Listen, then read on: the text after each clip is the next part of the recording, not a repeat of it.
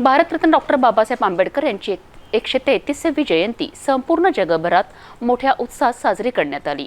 त्यांना मानवंदना देण्यात आली। भातकुली तालुक्यातील गोरखेडा गावामध्ये सुद्धा डॉक्टर बाबासाहेब आंबेडकर यांच्या जयंतीनिमित्त गावामधून ढोल ताशांच्या गजरात मिरवणूक काढण्यात आली। रॅलीमध्ये मोठ्या संख्येने गावकरी सहभागी झालेत। डॉक्टर बाबासाहेब आंबेडकर व तथागत गौतम बुद्ध यांच्या प्रतिमा मिरवणुकीमध्ये होत्या।